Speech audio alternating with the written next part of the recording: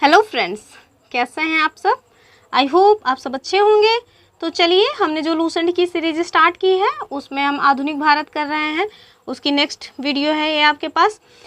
हमने इसमें पिछली क्लास में कहाँ तक देखा था तो उसको बता देते हैं। हमने बंगाल के गवर्नर देख लिया, जो गवर्नर जनरल हुए उन्हें देख लिया, जो वायसराय हुए उन्हें देख लिया, और ये जो 1857 की क्रांति हुई थी इससे इम्पॉर्टेंट मतलब जो भी फैक्ट्स थे उनको देख लिए हैं। आगे हम इससे रिलेटेड यानी कि जो हमारा भारतीय राष्ट्रीय आंदोलन है उससे रिलेटेड जो कुछ भी घटनाक्रम हुआ है आज की वीडियो में वही देखेंगे। तो चलिए स्टार्ट करते हैं। ये पेज थोड़ा ब्लर है, जैसा कि मैं पहले भी बताई हूँ कि मैंने ये PDF गूगल से डाउनलोड की है तो मैं इसमें कुछ कर नहीं सकती, थोड़ा मैनेज करिएगा आप। थोड़ा अपने जो आपका फ़ोन है उसकी क्वालिटी को, वीडियो की क्वालिटी ठीक रख लीजिएगा तो फिर आपको सही दिखेगा। तो चलिए स्टार्ट करें। स्टार्ट करने से पहले अगर आप चैनल पे नए आए हैं तो चैनल को सब्सक्राइब कर लें, वीडियो को लाइक करें और अपने फ्रेंड्स के साथ इसको ज़्यादा से ज़्यादा शेयर करें। आप लोग शेयर नहीं करते हैं, जितना ज़्यादा से ज़्यादा शेयर करेंगे उतना ज़्यादा से ज़्यादा मोटिवेशन आएगा वीडियोज़ बनाने का। फ़िलहाल के लिए मैं वीडियोज़ बना तो रही हूँ। तो चलिए स्टार्ट करते हैं। तो हम देखते हैं, हमने 1857 से रिलेटेड जो कुछ क्वेश्चन थे वो सब कर लिए थे और यहाँ तक देख लिया था जहाँ तक खुदीराम बोस जी को 1908 में फांसी दे दी गई। हम आगे देखते हैं क्या घटनाक्रम है। ये स्टार्ट करते हैं, देखते हैं क्या बातचीत है।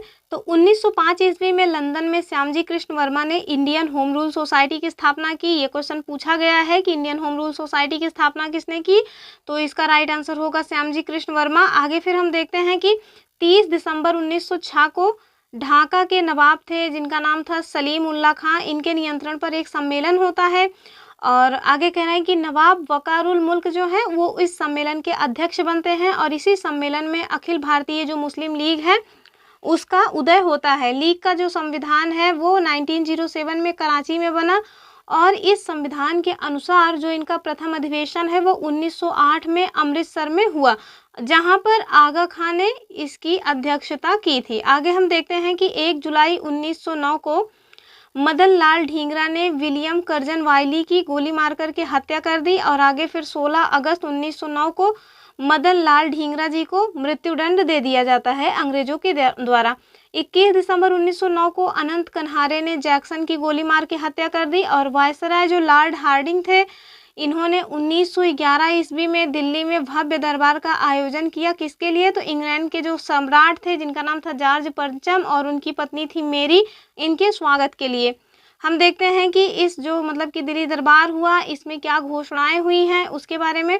तो पहली घोषणा क्या थी, बंगाल का जो विभाजन था उसको रद्द कर दिया गया, जैसा कि आपको पिछली वीडियोस बताया गया था कि 1905 में बंगाल का विभाजन कर दिया गया था कर्जन के द्वारा, जिसकी वजह से बहुत विरोध हुआ और स्वदेशी मूवमेंट चलाया गया था, स्वदेशी मूवमेंट चला था।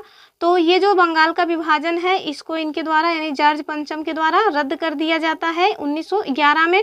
और आगे फिर बंगाली भाषी क्षेत्रों को मिला करके अलग एक नया प्रांत बनाया गया और बिहार एक अलग राज्य बना जिसमें उड़ीसा भी शामिल था। आगे फिर राजधानी को कलकत्ता से दिल्ली स्थानांतरित कर दिया गया और 1912 में ये जो दिल्ली है वो भारत की राजधानी ऑफिशियली बन जाती है। फिर आगे एक घटना है जो कि जापान से जुड़ी हुई है। कोमागाता मारू जापानी जहाज को बाबा गुरुदत्त सिंह, और ये जो बाबा गुरुदत्त सिंह है ये वाला क्वेश्चन जो BPSC का एग्जाम हुआ था उसमें पूछा गया था कि कोमागाटा मारू जो जहाज है इसको किराए पर किसने लिया था, तो उसका राइट आंसर होगा गुरुदत्त सिंह जी ने। फिर हम देखते हैं कि क्या हुआ है यहाँ पे। तो कोमागाटा मारू जो है जापानी जहाज को बाबा गुरुदत्त सिंह जो कि 1914 की बात है इन्होंने किराए पर लिया और यह क्या था, तो यह जो जलयान है 351 यात्रियों के साथ 26 सितंबर 1914 को हुगली में पहुंचा। हुगली कहाँ है, तो हुगली है हमारा उड़ीसा में, कर्नाटक में मुझे लग रहा है। आई एम सॉरी, मैं थोड़ा मुझे कन्फ्यूजन हो रहा है। कर्नाटक में होना चाहिए, हुगली कर्नाटक में ही है, उड़ीसा में नहीं है, आई एम सॉरी। फिर हम देखते हैं बजबज नामक बंदरगाह पर जहाज पहुंचने पर तलाशी हुई और थोड़ा संघर्ष होता है जिसमें जो 18 यात्री थे वो मार दिए गए और लगभग 25 यात्री इसमें घायल हो जाते हैं। तो इसको जो है कोमागाटा मारू घटना के नाम से जाना जाता है। आगे हम देखते हैं 23 सितंबर 1912 ईस्वी को जो रास बिहारी बोस जी हैं इन्होंने दिल्ली में वायसराय लॉर्ड हार्डिंग पर मतलब क्या किया था, तो बम फेंका था। इसके परिणाम स्वरूप 13 व्यक्ति गिरफ्तार किए गए। इसमें जो प्रमुख थे उनका नाम था क्या, तो मास्टर अमीचंद, और साथ में दीनानाथ जी, और अवध बिहारी लाल, और बाल मुकुंद, बसंत कुमार विश्वास, हनुमंत सहाय एवं बलराज। आगे देखते हैं कि दीनानाथ जो है वो दबाव में आकर के सरकारी गवाह बन जाते हैं, और जो मास्टर अमीचंद और अवध बिहारी लाल थे, साथ में बाल मुकुंद और बसंत कुमार विश्वास, इनको फांसी दे दी जाती है। तो याद रखिएगा कि जो लॉर्ड हार्डिंग पर बम फेंका गया था उसमें किसको किसको फांसी दी गई है, तो आप देखिए कि जो मतलब कि अवध बिहारी लाल, बाल मुकुंद, बसंत कुमार विश्वास, इन तीनों लोगों को इसमें फांसी दे दी जाती है। तो ये क्वेश्चन डायरेक्टली बन सकता है कि मतलब कि हार्डिंग बम कांड पर किनको किनको फांसी की सज़ा दी गई थी, तो बाल मुकुंद, बसंत कुमार विश्वास और अवध बिहारी। और ये भी पूछा जा सकता है कि उसमें सरकारी गवाह कौन बन गए थे, तो उसमें आ जाएंगे दीनानाथ और हनुमंत सहाय, बलराज आदि। फिर आगे हम देखते हैं कि 1 नवंबर 1913 ईस्वी में अनेक भारतीयों ने लाला हरदयाल के हृदय में नहीं भाई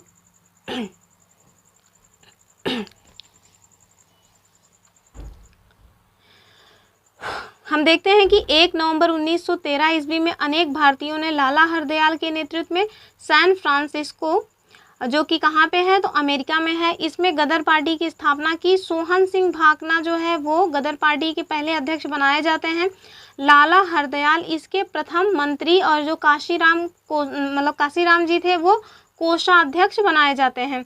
फिर आगे हम देखते हैं 1915 में अंग्रेज सरकार ने कैसरे हिंद की उपाधि से महात्मा गांधी को सम्मानित किया। और फिर कांग्रेस का लखनऊ अधिवेशन 1916 ईस्वी में होता है, जिसमें कांग्रेस के दोनों दलों की मतलब कि एकता हो जाती है। जैसा कि आपको पता है कि 1907 में सूरत में अधिवेशन होता है, सूरत अधिवेशन, और इसमें जो इंडियन नेशनल कांग्रेस थी वो दो धड़ में अलग हो जाती है, एक तो गर्म दल में और दूसरे नरम दल में।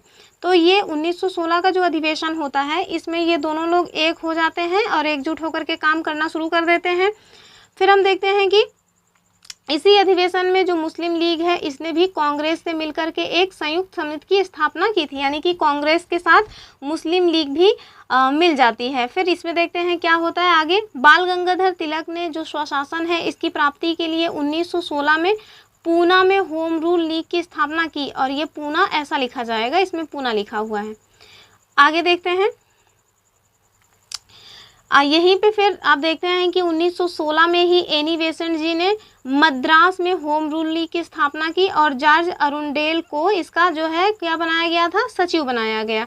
फिर गांधी जी ने प्रथम विश्व युद्ध में क्या किया था, तो सेना में भारतीयों को भर्ती होने के लिए प्रोत्साहित किया था, इसीलिए इनको भर्ती कराने वाला मतलब सार्जेंट कहा गया। हम देखते हैं 1916 ईस्वी में गांधी जी ने अहमदाबाद के करीब साबरमती आश्रम की स्थापना की। तो 1916 में ये मतलब आश्रम की स्थापना की गई थी, याद रखिएगा इसको। फिर हम देखते हैं बिहार के एक नेता थे, मतलब किसान नेता थे, जिनका नाम था राजकुमार। इन्होंने गांधी जी को चंपारण आने के लिए प्रेरित किया था, और यानी कि चंपारण आने के लिए गांधी जी को जो आमंत्रण दिया गया था वो किसी और ने नहीं, राजकुमार जी ने दिया था। आगे हम देखते हैं गांधी जी ने सत्याग्रह का जो सर्वप्रथम प्रयोग है वो दक्षिण अफ्रीका में किया था, और भारत में सत्याग्रह का जो पहला प्रयोग आप देखते हैं वो 1917 में चंपारण, जो कि बिहार में है, वहाँ पर किया गया था। और किस लिए किया गया था, तो नील की खेती, वहाँ पे जो 3 कठिया पद्धति चल रही थी कि 3/20 भाग पर नील की खेती करना अनिवार्य कर दिया गया था, इसी के विरोध में वहाँ पर जाके गांधी जी चंपारण में आंदोलन करते हैं। फिर हम आगे देखते हैं चंपारण विद्रोह के कारण अंग्रेजों को 3 कठिया प्रथा फिर समाप्त करना पड़ता है। और बेसेंट जी के बारे में बता रहे हैं कि बेसेंट ने, यानी कि एनी बेसेंट जी ने 20 अगस्त 1917 को होम रूल लीग को समाप्त करने की घोषणा की, यानी कि 1916 में स्टार्ट हुआ और 1917 में समाप्त हो गया। आगे हम देखते हैं कि महात्मा गांधी ने पहली बार जो भूख हड़ताल है वो अहमदाबाद मिल मजदूरों के हड़ताल 1918 ईस्वी के समर्थन में किया था। तो याद रखिएगा, ये क्वेश्चन डायरेक्टली पूछा जाता है कि गांधी जी ने पहली बार भूख हड़ताल का प्रयोग कब किया था, तो वो हो जाएगा 1918 में, अहमदाबाद में जो मिल मजदूरों के लिए उन्होंने आंदोलन किया था उसमें। आगे हम देखते हैं कि गांधी जी ने 1918 में गुजरात के खेड़ा जिले में कर नहीं देने का आंदोलन चलाया और 19 मार्च 1916 को रॉलेट एक्ट, जिसे काला कानून भी कहा जाता है, ये पारित किया जाता है। इसके अनुसार इसमें क्या मतलब बातचीत थी, तो इसके अनुसार किसी भी संदेहास्पद व्यक्ति को बिना मुकदमा चलाए गिरफ्तार किया जा सकता था, परंतु उसके विरुद्ध ना कोई अपील होगी, ना कोई दलील होगी और ना ही कोई वकील किया जा सकता था। तो इसी वजह से इसको काला कानून भी कहा गया, काला कानून कहा गया। किसको? रॉलेट एक्ट को, रॉलेट एक्ट को। तो आगे हम देखते हैं, गांधी जी ने इस कानून के विरुद्ध 6 अप्रैल 1919 को देशव्यापी हड़ताल करवाई थी। इसको थोड़ा इसलिए भी याद रखिएगा क्योंकि आजकल जो है क्वेश्चंस पूछे जा रहे हैं, क्रोनोलॉजी में कई सारी घटनाएं दे देते हैं और आपको क्रोनोलॉजी सेट करना आता है, तो उसमें जो मतलब कि रॉलेट एक्ट है 1919 का, ये भी बहुत ही इम्पॉर्टेंट पॉइंट बन जाता है। आगे हम देखते हैं, 13 अप्रैल 1919 ईस्वी में अमृतसर में जलियांवाला बाग हत्याकांड होता है और इसमें क्या मतलब ये होता क्यों है, ये बताया गया है कि डॉक्टर सत्यपाल और जो सैफुद्दीन किचलू थे, इनकी गिरफ्तारी के विरोध में लोग एक मतलब कि जनसभा करते हैं और उस जनसभा पर जनरल डायर ने अंधाधुंध गोलियां चलवाई। सरकारी रिपोर्ट के अनुसार तो बताया जाता है कि इसमें लगभग 379 लोग मारे गए, लेकिन जो कांग्रेस ने एक समिति बनाई थी जिसकी अध्यक्षता गांधी जी ने की थी, उसमें बताया गया था कि लगभग 1000 व्यक्ति इस जलियांवाला हत्याकांड में मारे गए थे।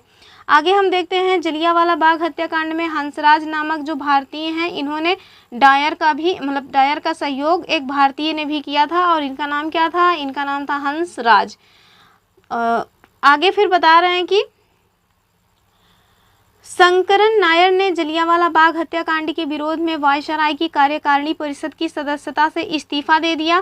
तो मतलब कि ये जो जलियांवाला बाग हत्याकांड हुआ, इसके विरोध में कई सारे लोगों ने अपनी उपाधियां वापस कर दी, जिसमें आप गांधी जी को भी देखेंगे और उनके एक 5वें पुत्र के रूप में जाने जाते हैं, जिनका नाम है, क्या नाम था? जमनालाल बजाज।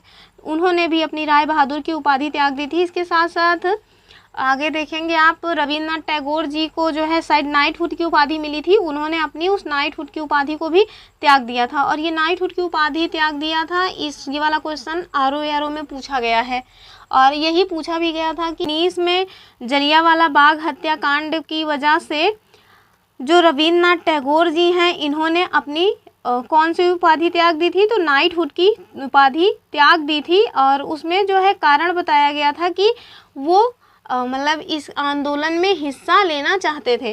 तो दरअसल वो इस आंदोलन में हिस्सा लेना चाहते थे, ये थोड़ा जो कारण उसमें था उस क्वेश्चन में, वो कारण गलत दिया हुआ था, जबकि उन्होंने अपनी उपाधि त्यागी थी, ये बात सही है। और इसके विरोध में त्यागी थी, इस मतलब कि अगर कारण दिया होता कि वो इसका विरोध कर रहे थे या उसके विरोध को जताने के लिए उन्होंने सिंबॉलिक रूप में अपनी ये उपाधि त्याग दी थी, तो वो कारण और कथन दोनों सही हो जाता। पर उसने जो कारण में बताया था कि वो इस मतलब कि किसी आंदोलन में हिस्सा लेना चाहते थे, यानी भारतीय राष्ट्रीय आंदोलन में हिस्सा लेना चाहते थे, तो ये पॉइंट थोड़ा गलत था। आगे हम देखते हैं, शंकरन नायर ने, ये वाला हो गया। फिर हम देखते हैं, जलियांवाला बाग हत्याकांड के विरोध में जो महात्मा गांधी हैं, इन्होंने कैसरे हिंद की उपाधि त्याग दी और जो जमनालाल बजाज जी हैं, इन्होंने राय बहादुर की उपाधि त्यागी और साथ में रविन्द्रनाथ टैगोर ने सर की उपाधि त्याग दी थी। आगे हम देखते हैं कि जलियांवाला बाग हत्याकांड की जांच के लिए सरकार ने 19 अक्टूबर 1919 में क्या किया था? तो एक लोग जो थे, उनका नाम था लॉर्ड हंटर, इनकी अध्यक्षता में एक कमेटी का गठन किया और ये जो कमेटी है उसमें बता रहे हैं कि इसमें 5 अंग्रेज और 3 भारतीय सदस्य थे। तो आगे आपको जो 3 भारतीय सदस्य थे उनका नाम बताया गया है कि कौन कौन थे। तो सर चिमनलाल सीतलवाड़ थे, साहबजादा सुल्तान अहमद और कौन थे? तो जगत नारायण। और ये तीनों लोग ने अंग्रेज़ों के ही पक्षधर थे, तो इन लोगों से कोई उम्मीद लगाई नहीं जा सकती थी। और वैसे भी उस टाइम पे जो अंग्रेज़ थे, वो जो भी कमेटी वगैरह गठित किया करते थे, अगर उसमें किसी भारतीय को शामिल करना होता था तो वो उन्हीं को शामिल करते थे जो अंग्रेज़ों के तलचट्टू रहते थे। आगे हम देखते हैं कि कांग्रेस ने जलियांवाला बाग हत्याकांड की जाँच के लिए मदन मोहन मालवीय जी के नेतृत्व में एक आयोग की नियुक्ति की थी और इसके अन्य जो सदस्य थे उसमें आपको मोतीलाल नेहरू और गांधी जी मिल जाएंगे। फिर हम देखते हैं जलियांवाला बाग कभी मतलब कि किनके लिए था या किनकी संपत्ति थी वो बताया गया है कि जो जलियांवाला बाग था वो कभी जल्ली नामक व्यक्ति की संपत्ति थी। और ये क्वेश्चन अभी कहीं वैसे पूछा तो नहीं गया है पर पूछा जा सकता है, इम्पोर्टेंट बन सकता है। हम देखते हैं कि खिलाफत आंदोलन भारतीय मुसलमानों का मित्र राष्ट्रों के विरुद्ध, विशेषकर ब्रिटेन के खिलाफ जो टर्की के खलीफा थे उनके समर्थन में आंदोलन था। कौन सा आंदोलन? जो खिलाफत आंदोलन हुआ था। और ये जो खिलाफत आंदोलन है वो 1919 में हुआ था। इसको याद रखिएगा, क्रोनोलॉजी में ये सारी चीज़ें आपको काम आएंगी। और हालांकि नीचे दिया भी है कि 19 अक्टूबर 1919 को समूचे देश में खिलाफत दिवस मनाया गया। और फिर बता रहे हैं कि 23 नवंबर 1919 को हिंदू और मुसलमानों की एक संयुक्त कॉन्फ्रेंस हुई और इसकी अध्यक्षता किसने की थी? तो महात्मा गांधी जी ने की थी। आगे देखते हैं कि रॉलेट एक्ट, जलियांवाला बाग कांड और जो खिलाफत आंदोलन है इसके उत्तर में गांधी जी ने 1 अगस्त 1920 को असहयोग आंदोलन प्रारंभ किया। असहयोग आंदोलन की पुष्टि जो है वो भारतीय राष्ट्रीय कांग्रेस ने दिसंबर 1920 में नागपुर जो उनका सेशन हुआ था उसमें किया था। तो जो मतलब कि इंडियन नेशनल कांग्रेस है उसकी जो भी बैठक होती थी वो लगभग दिसंबर महीने में ही होती थी। इसी वजह से आप ज़्यादातर जो भी घटनाक्रम देखेंगे, कोई प्रस्ताव वगैरह आता है तो वो सब दिसंबर में ही पारित होता था। कुछ स्पेशल सेशंस हुए हैं जैसा 1920 में हुआ है और भी कुछ हुए हैं, वो आपको आगे बताया जाएगा जब आप अधिवेशन देखेंगे तब।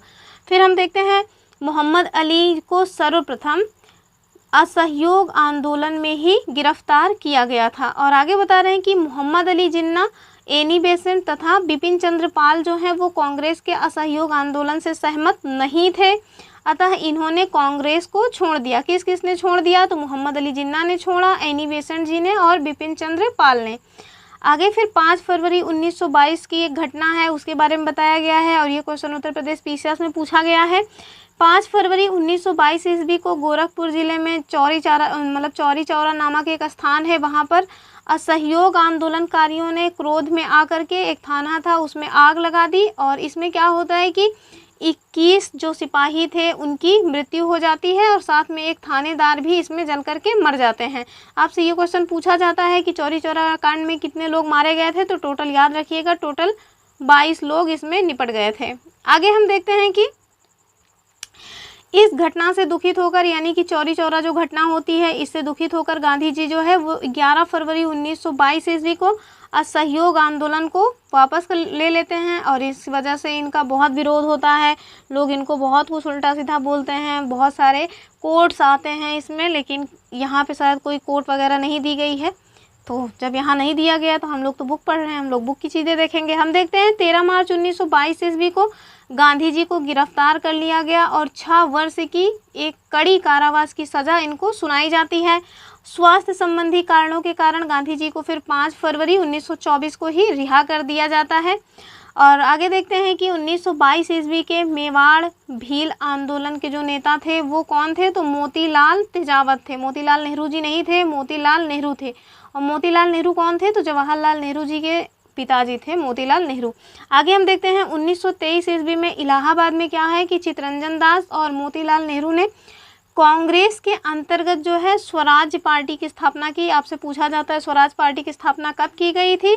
तो 1923 में की गई थी। और ये करने वाले कौन हैं? तो चित्तरंजन दास और मोतीलाल नेहरू जी।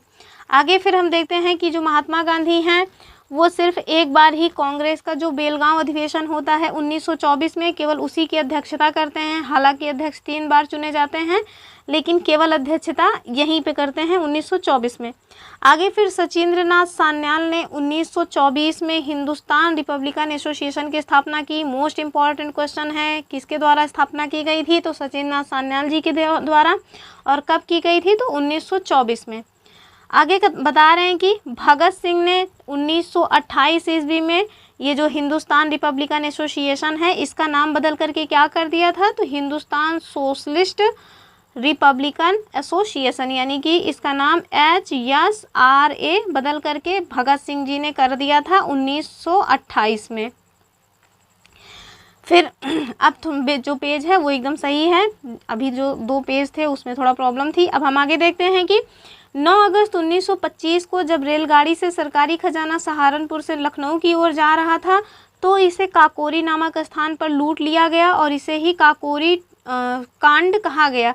अब इसका नाम बदल करके काकोरी ट्रेन एक्शन कर दिया गया है। क्या हो गया है? तो काकोरी ट्रेन एक्शन इसका नाम बदल करके कर दिया गया है। तो फिर हम आगे देखते हैं कि क्या होता है इसमें। तो जो सरकारी खजाना लूटने का विचार था वो राम प्रसाद बिस्मिल जी का था, और इसमें राम प्रसाद बिस्मिल, राजेंद्र लाहिड़ी, रोशन सिंह, अशफाक उल्ला खां को दिसंबर 1927 ईस्वी में फांसी दे दी जाती है। तो पूछा जाता है काकोरी कांड में फांसी किन्हें किन्हें दी गई थी? तो याद रखिएगा राम प्रसाद बिस्मिल, राजेंद्र लाहिड़ी, रोशन सिंह और अशफाक उल्ला खां। और ये भी पूछा जाता है कि इन लोगों को किस स्थान पे फांसी दी गई थी। तो रोशन सिंह को तो जो नैनी है इलाहाबाद में, यहाँ पे दी गई थी, और जो अशफाक उल्ला खां हैं इनको फैजाबाद में फांसी दी गई थी, फैजाबाद में। और जो राजेंद्र लाहिड़ी हैं और जो बिस्मिल है, राम प्रसाद बिस्मिल, मैं थोड़ा कंफ्यूज हो रही हूँ इनको लेकर के। जो राजेंद्र लाहिड़ी जी थे शाहजहांपुर में इनको शायद फांसी दी गई थी। आप इन दोनों लोगों को चेक कर लीजिएगा, वरना अगले वीडियो में खुद ही बता दूंगी। फिर हम आगे देखते हैं। और ये जो है ये दरअसल क्वेश्चन आरओ में पूछा गया था, इस वजह से बता दे रहे हैं हम इसको आपको।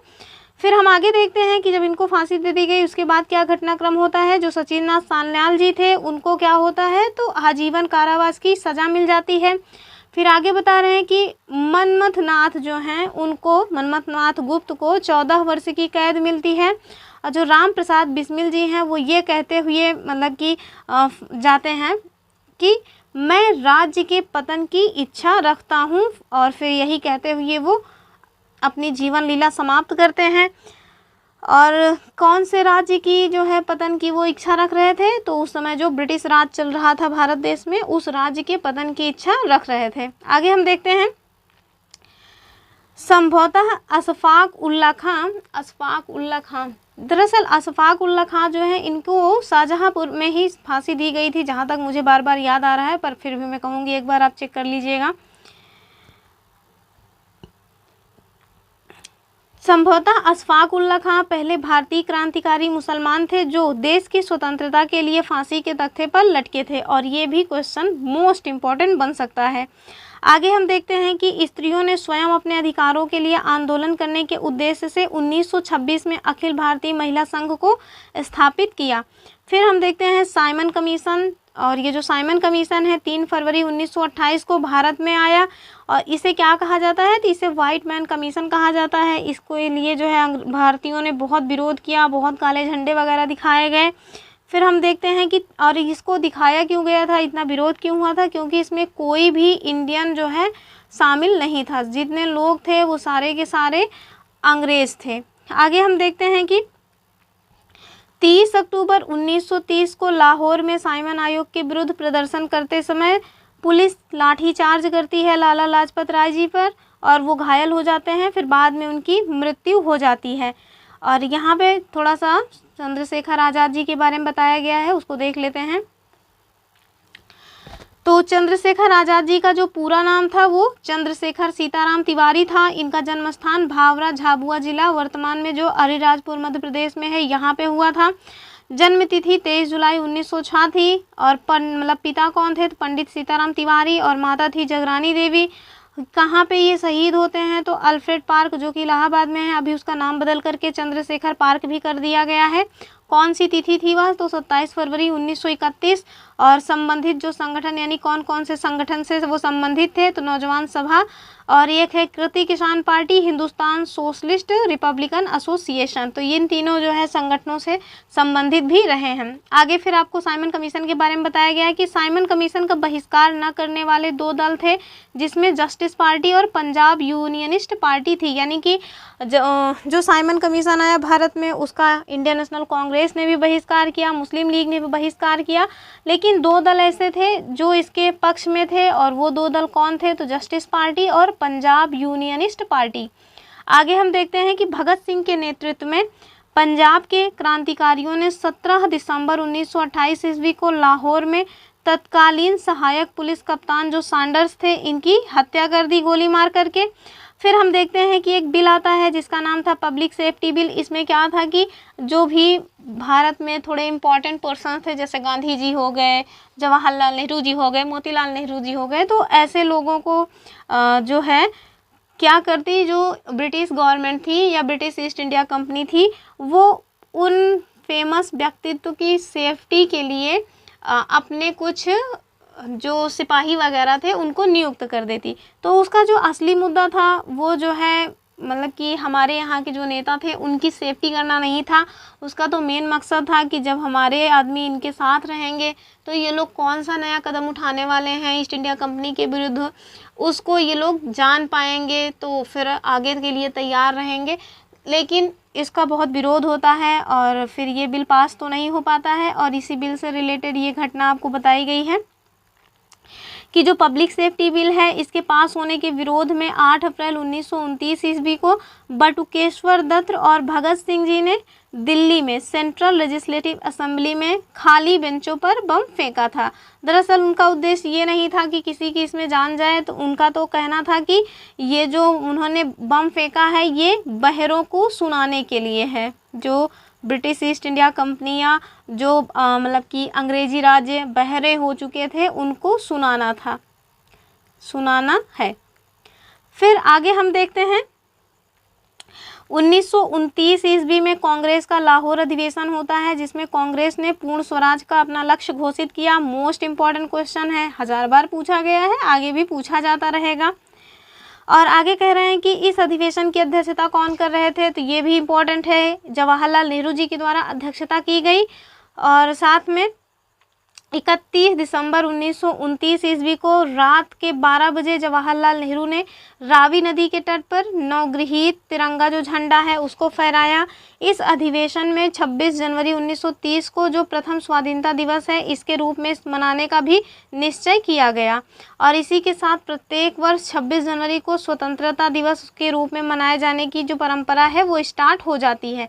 ये पूरी की पूरी जो मतलब आप पूरा देख रहे हैं 3-4 लाइन जो दिया हुआ है, ये एक एक लाइन में एक एक वर्ड मोस्ट इम्पॉर्टेंट है, कुछ भी इसमें कहीं भी पूछा जा सकता है।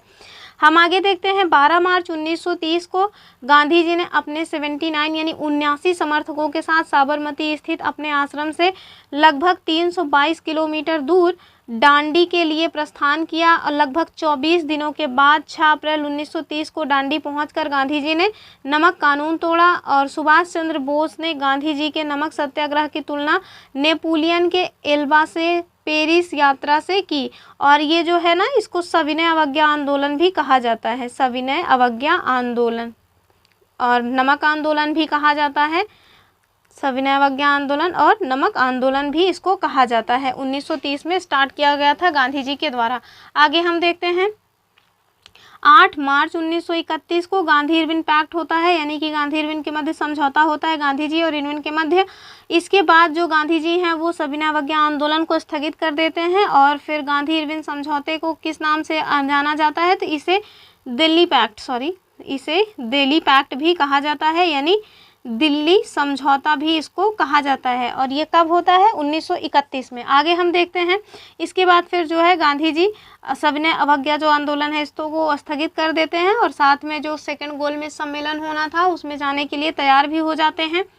आगे हम देखते हैं कि दूसरा गोलमेज सम्मेलन 7 सितंबर 1931 को हुआ। महात्मा गांधी ने कांग्रेस के प्रतिनिधि के रूप में इसमें पार्टिसिपेट किया, परंतु ये सम्मेलन सांप्रदायिक प्रतिनिधित्व के कारण असफल रहा। दरअसल जो भीमराव अंबेडकर जी थे वो अलग से अपना चुनाव अलग से कराने की मतलब कि क्या बोलते हैं उसको मतलब कम्युनल अवार्ड के लिए वो टिके हुए थे कि जो दलित हैं उनको अलग से चुनाव कराने की सुविधा दी जाए, यानी कि वो मतलब एक ऐसा क्षेत्र हो जहाँ पे दलित ही पार्टिसिपेट मतलब कि पार्टी के रूप में चुने जाएं, वो दलित ही खड़ा हो चुनाव में और जो उनको वोट करना है वो भी केवल दलित लोग ही करें, उसमें जो सामान्य वर्ग के लोग हैं वो उसमें पार्टिसिपेट करें ही ना किसी तरीके से। तो यही सारी बातों को लेकर के अंबेडकर जी एकदम अड़ गए थे और इसी वजह से ये जो मतलब कि समझौता था वो फेल हो जाता है, इसमें कोई भी बातचीत आगे बढ़ ही नहीं पाती और गांधी जी फिर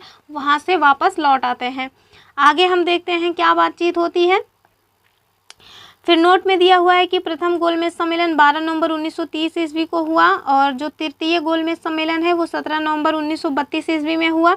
जो तीनों गोलमेज सम्मेलन है इसके समय पूछा जाता है कि ब्रिटेन के प्रधानमंत्री कौन थे, तो उनका नाम था रैमजे मैकडोनाल्ड। इसी वजह से 1932 में जो पैक्ट होता है उसको जो है रैमजे मैकडोनाल्ड अवार्ड भी कहा जाता है। आगे हम देखते हैं, डॉक्टर भीमराव अंबेडकर जो है वो लंदन में जो तीनों गोलमेज सम्मेलन हुए थे उसमें अछूतों के प्रतिनिधि के रूप में बुलाए गए थे और ये तीनों गोलमेज सम्मेलन में शामिल हुए थे। जबकि इंडियन नेशनल कांग्रेस की तरफ से, आईएनसी की तरफ से केवल जो है जो सेकंड सम्मेलन हुआ था उसमें गांधी जी पार्टिसिपेट करते हैं, बाकी ना तो फर्स्ट वाले में कोई जाता है इंडियन नेशनल कांग्रेस की तरफ से और ना ही तो थर्ड अधिवेशन जो होता है उसमें से कोई जाता है। आगे हम देखते हैं, दूसरे गोलमेज सम्मेलन की असफलता के बाद गांधी जी ने 3 जनवरी 1932 में पुनः सविनय अवज्ञा आंदोलन को स्टार्ट कर दिया और सविनय अवज्ञा आंदोलन फिर अंतिम रूप से जाकर के 7 अप्रैल 1934 को समाप्त होता है। हम आगे देखते हैं, सविनय अवज्ञा आंदोलन में पठान सत्याग्रहियों पर गोली चलाने से गढ़वाल राइफल्स ने इनकार कर दिया और साथ में 23 मार्च 1931 को फिर एक बहुत ही दर्दनाक घटना घटती है कि 23 मार्च 1931 को सुखदेव, भगत सिंह और राजगुरु जी को फांसी पर लटका दिया जाता है। मई 1934 ईस्वी में कांग्रेस सोशलिस्ट पार्टी की स्थापना की गई थी और फिर 1939 में महात्मा गांधी जी के द्वारा प्रस्तावित प्रत्याशी पट्टाभी सीतारमैया को हराकर सुभाष चंद्र बोस जी कांग्रेस के अध्यक्ष चुने जाते हैं। लेकिन उस टाइम पे गांधी जी बोलते हैं कि ये सीतारमैया की नहीं बल्कि मेरी हार है। इसकी वजह से जो सुभाष चंद्र बोस जी हैं ये कांग्रेस से इस्तीफ़ा दे देते हैं और फिर अपना दूसरा काम देखने लगते हैं। जैसे आपको बताया ही गया है आगे कि 1 मई 1939 ईस्वी को सुभाष चंद्र बोस ने कांग्रेस के भीतर ही एक नए गुट का गठन किया और इस गुट का नाम उन्होंने क्या दिया, तो इस गुट का नाम था फॉरवर्ड ब्लॉक। और ये क्वेश्चन पूछा गया है कहीं कि फॉरवर्ड ब्लॉक का गठन कब किया गया था, तो ये आप याद रखिएगा 1939। और दरअसल ये जो आप देख रहे हैं इसको ना त्रिपुरी कन्फ्लिक्ट के रूप में भी जाना जाता है। ये जो 1939 की घटना है इसको त्रिपुरी कन्फ्लिक्ट के रूप में भी जानते हैं, त्रिपुरी संघर्ष के रूप में भी जाना जाता है। आगे हम देखते हैं, सुभाष चंद्र बोस ने स्वतंत्रता संघर्ष के दौरान फ्री इंडियन लीजन नामक एक सेना भी बनाई थी, तो ये भी याद रखिएगा। और 13 मार्च 1940 को लंदन में पंजाब के सुनाम नामक स्थान पर सरदार ऊधम सिंह ने पंजाब के जो भूतपूर्व लेफ्टिनेंट गवर्नर डायर थे उनको गोली मार करके निपटा देते हैं। और ये वही डायर हैं जो जिनके कि जलियांवाला बाग जो हत्याकांड हुआ था ना उसमें ये शामिल थे। आगे हम देखते हैं गांधी जी ने क्या किया, तो गांधी जी जो है वो 17 अक्टूबर 1940 को पावनार में व्यक्तिगत सत्याग्रह आंदोलन को शुरुआत कर देते हैं और इस आंदोलन के जो पहले सत्याग्रही बनते हैं वो आचार्य विनोबा भावे जी बनते हैं, जबकि दूसरे सत्याग्रही जवाहरलाल नेहरू और जो तीसरे सत्याग्रही हैं वो ब्रह्मदत्त जी चुने जाते हैं। और मोस्ट इम्पॉर्टेंट क्वेश्चन है, आपसे पूछा जाता है इसको, और पहले दूसरे पूछे जा चुके हैं, अब तो इसी की बारी है कि तीसरे कौन थे, तो ब्रह्मदत्त जी थे। हम देखते हैं ये जो आंदोलन है इसको दिल्ली चलो आंदोलन भी कहा गया। और उसके बाद 24 मार्च 1940 को मुस्लिम लीग के लाहौर अधिवेशन में अध्यक्षता करते हुए मोहम्मद अली जिन्ना ने भारत से अलग मुस्लिम राष्ट्र पाकिस्तान की मांग की। मुस्लिम लीग के 1940 ईस्वी के दिल्ली अधिवेशन जिसकी अध्यक्षता कौन कर रहे थे, तो अल्लाह बख्श कर रहे थे। इसमें क्या होता है, खलीकुज़्ज़मान ने पाकिस्तान नाम से अलग राष्ट्र का प्रस्ताव रख दिया। फिर आगे हम देखते हैं जो वर्धा है वहाँ पे 1942 में सम्मेलन होता है और यहाँ पे क्या होता है, तो कांग्रेस ने अंग्रेज़ों भारत छोड़ो का प्रस्ताव पारित किया। कहाँ पे, तो 1942 में वर्धा में जो कांग्रेस का सम्मेलन होता है वहाँ पे अंग्रेज़ों भारत छोड़ो प्रस्ताव पारित किया गया। आगे फिर 7 अगस्त 1942 ईस्वी को कांग्रेस की जो बैठक है वो बम्बई के ऐतिहासिक ग्वालियर टैंक में होती है। गांधी जी के भारत छोड़ो प्रस्ताव को कांग्रेस कार्य समिति ने 8 अगस्त 1942 ईस्वी को स्वीकार कर लिया और उसके बाद भारत छोड़ो आंदोलन की जो शुरुआत है वो 9 अगस्त 1942 ईस्वी को हो जाती है। इस आंदोलन में गांधी जी ने नारा दिया था करो या मरो का। गांधी जी ने इसमें करो या मरो का नारा दिया, लेकिन अंग्रेज़ों ने इनको गिरफ्तार कर लिया ऑपरेशन जीरो आवर के तहत। और इसके साथ इन्होंने कहा कि जो गांधी जी हैं वो मरो या मारो का नारा दिए और इसी वजह से बहुत ज़्यादा हिंसा भड़की है। और फिर जितने भी फेमस नेता थे उनको ऑपरेशन जीरो को शुरू करके सब सारे लोगों को गिरफ्तार कर लिया जाता है। तो उसके बाद फिर ये आंदोलन उतना सफल हो नहीं पाता है, क्योंकि मेन जो लीडर्स थे वो सब के सब जेल में बंद हो जाते हैं। आगे हम देखते हैं 9 अगस्त 1942 को सवेरे ही गांधी जी एवं कांग्रेस के अन्य सभी जो महत्वपूर्ण नेता थे उनको गिरफ्तार कर लिया गया। गांधी जी को कहाँ भेजा जाता है, तो गांधी जी को पूना के आगा खां महल में तथा कांग्रेस कार्यकारिणी के अन्य सदस्यों को अहमदनगर के दुर्ग में रखा गया। राजेंद्र प्रसाद जी को भी नज़रबंद कर दिया गया और 9 मई 1944 को गांधी जी को फिर बाद में जेल से छोड़ दिया गया। तो ये क्वेश्चन पूछा जाता है कि गांधी जी को कहाँ बंद किया गया था, तो पूना के आगा खां महल में। आगे हम देखते हैं आज़ाद हिंद फौज की जो स्थापना है इसका विचार सर्वप्रथम कैप्टन मोहन सिंह के मन में आया था। और साथ में आज़ाद हिंद फौज का जो प्रथम डिवीज़न है इसका गठन 1 सितंबर 1942 को कैप्टन मोहन सिंह के द्वारा किया गया था, लेकिन वो असफल रहा था। फिर हम देखते हैं आज़ाद हिंद फौज का जो सफलतापूर्वक स्थापना है इसका श्रेय रास बिहारी बोस को जाता है। फिर अक्टूबर 1943 में सुभाष चंद्र बोस को आज़ाद हिंद फौज का सर्वोच्च सेनापति बनाया गया। और इसी के साथ आज़ाद हिंद फौज के तीनों ब्रिगेडों के जो नाम है वो सुभाष ब्रिगेड, गांधी ब्रिगेड और नेहरू ब्रिगेड, और जो महिलाओं का ब्रिगेड था वो लक्ष्मीबाई रेजिमेंट के नाम से बनाया गया। और ये जो लक्ष्मीबाई रेजिमेंट वाला है ये जो यूपीपीसीएस 2023 में एग्ज़ाम हुआ था प्रीलिम्स का, उसमें पूछा गया था। आगे फिर आज़ाद हिंद फौज का जो है झंडा कांग्रेस के तिरंगे झंडे की ही भांति था, जिस पर दहाड़ते हुए शेर का चिन्ह बनाया गया था। फिर आगे हम देखते हैं 8 नवंबर 1943 ईस्वी को जापान ने अंडमान और निकोबार द्वीप समूह मतलब कि क्या हुआ था कि जो अंडमान और निकोबार द्वीप है सुभाष चंद्र बोस को सौंप दिए गए। और साथ में नेताजी ने इनका जो नाम है वो क्रमशः क्या रखा, शहीद द्वीप और स्वराज द्वीप रख दिया। आगे हम देखते हैं कि लंदन का जो टोक्यो शहर है, सॉरी लंदन का नहीं, वो जापान का टोक्यो शहर है, जो जापान का टोक्यो शहर है वहाँ पर जाते हुए फार्मूसा द्वीप के बाद अचानक हवाई जहाज़ में आग लग जाती है, जिसके कारण सुभाष चंद्र बोस जी की 18 अगस्त 1945 ईस्वी को मृत्यु हो जाती है। परंतु ये जो दुर्घटना है वो अभी तक प्रमाणिक नहीं मानी गई है। तो हम आगे नोट में दिया हुआ है कि सुभाष चंद्र बोस जी जो हैं उनका जन्म 23 जनवरी 1897 को कहाँ हुआ था, तो उड़ीसा के कटक में हुआ था।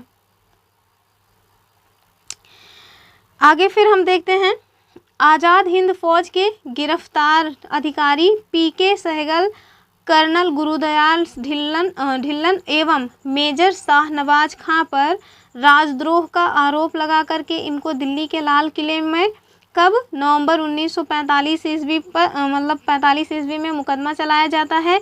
फिर आगे चल कर के वायसराय जो थे उन्होंने इनकी सज़ा को माफ़ कर दिया। फिर हम आगे देखते हैं कि आज़ाद हिंद फौज के जो अभियुक्त थे इनकी तरफ से तेज बहादुर सप्रू, जवाहरलाल नेहरू और भोला भाई जो देसाई हैं, साथ में के.एन. काटजू, इन्होंने फिर इन लोगों की पैरवी की थी। मुफ्त में इनका मुकदमा भी देखा था। कराची में 20 फरवरी 1946 में वायुसेना के कुछ सैनिकों ने ब्रिटिश सरकार के विरुद्ध हड़ताल कर दी। बम्बई, लाहौर, दिल्ली में भी यह शीघ्र ही फैल गई। साथ में इसमें लगभग 5200 सैनिकों ने पार्टिसिपेट किया। और साथ में इनकी जो प्रमुख डिमांड थी वो क्या थी कि भारतीय और अंग्रेज सैनिकों में बराबरी का व्यवहार किया जाए। उस टाइम पे क्या होता था, भारतीय सैनिक और जो ब्रिटिश सैनिक हैं उनमें समान व्यवहार नहीं किया जाता था। सेम पद पर दोनों लोग रहें तब भी जो भारतीय सैनिक थे उनकी जो पेमेंट थी वो कम होती थी और जो ब्रिटिश सैनिक थे उनकी पेमेंट ज़्यादा होती थी। उनके खान पीन को लेकर के भी जो ब्रिटिश सैनिक थे उनको ज़्यादा अच्छे भोजन दिए जाते थे, जबकि जो भारतीय सैनिक हैं उनके साथ हर तरह का भेदभाव किया जाता था। और साथ में जो सूबेदार का हाईएस्ट पद जो दिया जाता था वो केवल सूबेदार का था, इससे ऊपर का पद भारतीयों को मिलता भी नहीं था। तो ये सारी बात थी, वो लोग चाहते थे कि जो भारतीय सैनिक हैं और जो अंग्रेज़ सैनिक हैं उनको इक्वल राइट्स मिले जाए। फिर आगे कह रहे हैं कि नौसेना विद्रोह 19 फरवरी 1946 ईस्वी को मुंबई में INS तलवार नामक जहाज़ के नौसैनिकों के द्वारा किया गया। 5000 सैनिकों ने आज़ाद हिंद फौज के बिल्ले लगाए और उन्होंने भी बराबरी की मांग की। फिर हम देखते हैं कैबिनेट मिशन योजना, और ये जो कैबिनेट मिशन योजना है इसको मुस्लिम लीग ने 6 जून 1946 ईस्वी को और कांग्रेस ने 25 जून 1946 ईस्वी को स्वीकार कर लिया। और कैबिनेट मिशन योजना को स्वीकार किए जाने के पश्चात संविधान सभा के निर्माण के लिए जो चुनाव हुए जुलाई 1946 ईस्वी में, उसमें कांग्रेस ने 214 सामान्य स्थानों में से 205 स्थान प्राप्त किए और मुस्लिम लीग ने 78 मुस्लिम स्थानों में से 73 स्थान प्राप्त किए। कांग्रेस का 4 सिख समुदायों का जो है समर्थन प्राप्त हुआ। और ये यहाँ पे जो आप 205 देख रहे हैं ये दरअसल 211 होना चाहिए, ज़्यादातर बुक्स में आपको 205 मिलेगा, लेकिन अगर कोई जो इम्पॉर्टेंट बुक यानी कि जो बहुत ही जानी मानी बुक है, स्पेशली जो सिविल सर्विसेज में लोग बुक्स पढ़ते हैं, उसमें आप देखेंगे तो ये जो पार्टी मतलब कि ये जो लोग हैं वो आपको संख्या 211 मिलेगी। आगे हम देखते हैं कि मुस्लिम लीग ने 16 अगस्त 1946 को सीधी कार्यवाही दिवस मनाया। तो कब मनाया? 16 अगस्त 1946 को। और ये क्वेश्चन पूछा जाता है कि सीधी कार्यवाही दिवस कब मनाया गया। क्रोनोलॉजी में ज़्यादा इसके पूछे जाने के चांस रहते हैं। आगे फिर हम देखते हैं कि 27 मार्च 1947 ईस्वी को मुस्लिम लीग ने पाकिस्तान दिवस के रूप में मनाया। साथ में जवाहरलाल नेहरू के नेतृत्व में अंतरिम सरकार का जो गठन है वो 2 सितंबर 1946 ईस्वी को हुआ। साथ में 26 अक्टूबर 1946 ईस्वी को मुस्लिम लीग, जिसमें 5 सदस्य अंतरिम सरकार में सम्मिलित होते हैं। स्टार्टिंग में ये लोग अंतरिम सरकार में शामिल होने से इनकार कर दिए रहते हैं, लेकिन बाद में फिर 5 लोग इसमें शामिल हो जाते हैं। और आगे भी देखते हैं कि 26 अक्टूबर मतलब हो गया। फिर स्वतंत्रता प्राप्ति के समय कांग्रेस के अध्यक्ष कौन थे? तो पूछा जाता है कि स्वतंत्रता जब प्राप्ति हुई थी उस टाइम पे कांग्रेस के अध्यक्ष कौन थे? तो जेबी कृपलानी जी थे। और ब्रिटेन के प्रधानमंत्री कौन थे? तो ब्रिटेन के प्रधानमंत्री क्लीमेंट एटली थे और ये लेबर पार्टी से थे। आगे भगत सिंह के विरुद्ध मुखबिरी करने के कारण जो फणींद्रनाथ घोष हैं इनकी हत्या बैकुंठ शुक्ल ने की थी। मुखबिरी मतलब जो भगत सिंह को फांसी दी गई थी ना, उसमें फणींद्रनाथ घोष जो हैं इन्होंने भगत सिंह के विरुद्ध गवाही दी थी। आगे हम देखते हैं महात्मा गांधी जी के द्वारा स्थापित हरिजन सेवक संघ के संस्थापक अध्यक्ष घनश्याम दास बिरला थे। और गांधी जी ने कांग्रेस की जो सदस्यता है उसको 2 बार त्यागपत्र दिया था, 1925 और 1930 में। तो मैंने आपको ऊपर बताया ना कि 3 बार अध्यक्ष चुने जाते हैं, लेकिन 1924 का जो बेलगांव अधिवेशन है केवल उसी में अध्यक्षता करते हैं। 1925 और 1930 में अध्यक्षता नहीं करते हैं, त्यागपत्र दे देते हैं। आगे फिर बांटो और छोड़ो का जो नारा है वो मुस्लिम लीग के द्वारा 1943 में कब दिया गया था? कराची अधिवेशन में। कांग्रेस के जो पहले ब्रिटिश अध्यक्ष बनते हैं वो इलाहाबाद जो है 1888 या 1887 ऐसे कुछ रहता है, उसके अधिवेशन में अध्यक्षता करते हैं। इनका नाम क्या रहता है? तो जॉर्ज यूल रहता है। शायद 1888 ही था, इलाहाबाद का अधिवेशन था, वहाँ पे ये अध्यक्ष बनते हैं। फिर हम देखते हैं मैं देश की मतलब कि ये कोट है जो कि महात्मा गांधी जी के द्वारा कहा गया है कि मैं देश की बालू से ही कांग्रेस से भी बड़ा आंदोलन खड़ा कर दूंगा। और ये कथन किसका है? महात्मा गांधी जी का है। फिर हम देखते हैं जो झंडा फौज है इसका गठन पंजाब में चमनदीव ने किया था। दीन बंधु मित्र जो हैं इनका एक नाटक है जिसका नाम है नील दर्पण। इसमें नील की खेती करने वालों पर जो अत्याचार हो रहे थे उसका उल्लेख है। फिर राष्ट्रवादी अहरार आंदोलन मजहर उल हक ने प्रारंभ किया था। आत्मसम्मान आंदोलन की शुरुआत राधा स्वामी नायकर ने की थी। निरंकारी आंदोलन दयाल दास के द्वारा स्टार्ट किया गया। ब्रह्म समाज के जो प्रतिपादक थे वो देवेंद्र नाथ ठाकुर जी थे। मोस्ट इम्पॉर्टेंट क्वेश्चन है। आगे हम देखते हैं जो देव समाज है उसके संस्थापक कौन थे? तो शिव नारायण अग्निहोत्री थे। और जो ये तरुण स्त्री सभा है इसकी स्थापना किसके द्वारा की गई थी? ये नहीं दिया हुआ है। कहाँ की गई थी? ये दिया गया है कि कलकत्ता में की गई थी। और आर्य समाज के द्वारा एक नारा दिया गया है, और वो नारा कौन सा है? आर्य समाज का नारा है एग्जैक्टली ये आर्य समाज का नहीं, स्वामी दयानंद जी के द्वारा दिया गया है। स्वामी दयानंद सरस्वती की भारत भारतीयों के लिए है। और जो है आर्य समाज के संस्थापक स्वामी दयानंद सरस्वती जी थे। हम देखते हैं अखिल भारतीय किसान सभा की स्थापना लखनऊ में की गई। और स्वामी विवेकानंद ने 1893 में शिकागो में विश्व धर्म सम्मेलन को संबोधित किया। दिल्ली षड्यंत्र केस में दीनानाथ के द्वारा मुखबिरी की गई थी। और आगे फिर एक पेज और है, इसको और देख लेते हैं। आगे फिर आगे की क्लास आगे देखेंगे हम। अलीपुर केस में जो सरकारी गवाह थे वो कौन बने हैं? नरेंद्र गोसाई बने थे। सबसे कम उम्र में फांसी की सज़ा पाने वाले जो क्रांतिकारी हैं वो खुदीराम बोस जी माने जाते हैं। कहीं कहीं पे एक और नाम आता है जो कि मुझे अभी नाम नहीं याद है। फिर हम आगे देखते हैं, इनकलाब जिंदाबाद का जो नारा है वो भगत सिंह के द्वारा दिया गया था, और दरअसल ये भगत सिंह के द्वारा नहीं दिया गया था, ये भगत सिंह के द्वारा फेमस किया गया था। ये नारा किसी और के द्वारा दिया गया था। ये क्वेश्चन जो बीपीएससी का एग्ज़ाम हुआ था उसमें पूछा गया था। और आप मुझे कमेंट करके बताइएगा कि ये जो नारा है इनकलाब जिंदाबाद वो किसके द्वारा दिया गया था, और मैं कमेंट में अभी पिन कर दूंगी। हालांकि अगर आप लोगों को नहीं पता होगा तो कमेंट में देख लीजिएगा। बहुत ज़्यादा फेमस नाम तो नहीं है, लेकिन हाँ जानना चाहिए। और उसमें जो है बीपीएससी ने आंसर में भी वही माना था। दरअसल नारा उनके द्वारा दिया गया था, लेकिन इस नारे को फेमस जो किया था वो भगत सिंह ने किया था। तो इस वजह से ज़्यादातर लोग जानते हैं कि भगत सिंह के द्वारा ही इनकलाब जिंदाबाद का नारा दिया गया था, जबकि ऐसा नहीं है। आप लोग कमेंट करिएगा। हम देखते हैं, शहीद आजम के नाम से भगत सिंह को जाना जाता है। भगत सिंह को फांसी की सज़ा सुनाने वाले जो न्यायाधीश थे उनका नाम था जीसी हिल्टन। सबके लिए मतलब कि एक जाति, एक धर्म, एक ईश्वर का नारा श्री नारायण गुरु ने दिया था। श्री नारायण गुरु के बारे में अभी जो हाल ही में बीपीएससी नहीं सीटेट का एग्ज़ाम हुआ है उसमें पूछा गया है। आगे हम देखते हैं, सवर्ण हिंदुओं की फांसीवादी कांग्रेस कह करके कांग्रेस का चरित्र निरूपण किसने किया है? तो मोहम्मद अली जिन्ना ने। मैं एक क्रांतिकारी के रूप में कार्य करता हूँ, ये कथन किनका है? तो जवाहरलाल नेहरू जी का है। महात्मा गांधी को रविन्द्रनाथ टैगोर ने सर्वप्रथम क्या कहा था? तो महात्मा कहा। आगे हम देखते हैं कि जो महात्मा गांधी हैं उनको सर्वप्रथम राष्ट्रपिता कह करके सुभाष चंद्र बोस ने संबोधित किया। वल्लभ भाई पटेल को सरदार की उपाधि बारदोली सत्याग्रह की सफलता के बाद वहां की महिलाओं की ओर से गांधी जी ने प्रदान की। हम देखते हैं, सुभाष चंद्र बोस को सर्वप्रथम नेताजी किसने कहा? तो एडोल्फ हिटलर ने कहा। और गोखले के आध्यात्मिक एवं राजनीतिक गुरु कौन थे? तो एमजी रनाडे थे। आप हमें बताइएगा। हालांकि नीचे दिया ही गया है महात्मा गांधी के राजनीतिक गुरु कौन थे? तो गोपाल कृष्ण गोखले थे। सुभाष चंद्र बोस के राजनीतिक गुरु देशबंधु चित्तरंजन दास जी थे। भारत के बिस्मार्क सरदार वल्लभ भाई पटेल को कहा जाता है। शुद्धि आंदोलन स्वामी दयानंद सरस्वती ने चलाया। 19वीं शताब्दी के भारतीय पुनर्जागरण के पिता राजा राम मोहन राय को कहा जाता है। अखिल भारतीय हरिजन संघ की स्थापना महात्मा गांधी ने की। चर्चिल ने महात्मा गांधी को क्या कहा था? अर्धनग्न फकीर। और राष्ट्रीय युवा दिवस स्वामी विवेकानंद जी के जन्म से संबंधित है और कब मनाया जाता है? तो 12 जनवरी को मनाया जाता है। हम देखते हैं कि यंग बंगाल आंदोलन के प्रवर्तक कौन थे? तो विवियन डेरोजियो थे। और हम आगे देख रहे हैं, कांग्रेस ने मौलाना अबुल कलाम आज़ाद की अध्यक्षता में भारत छोड़ो आंदोलन का जो प्रस्ताव है वो पारित किया। भारत के जो पितामह हैं, grand old man of India, दादा भाई नौरोजी को कहा जाता है। गोपाल हरि देशमुख की जो उपाधि थी उनका क्या नाम था? लोकहितवादी। आगे हम देखते हैं, बिना ताज का बादशाह सुरेंद्र नाथ बनर्जी को कहा जाता है। ए.ओ. ह्यूम इन्हें हर्मिट ऑफ शिमला कहा जाता है। और ए.ओ. ह्यूम जो है 1885 से 1907 ईस्वी तक कांग्रेस के महामंत्री रहे हैं। अध्यक्ष मत समझ लीजिएगा।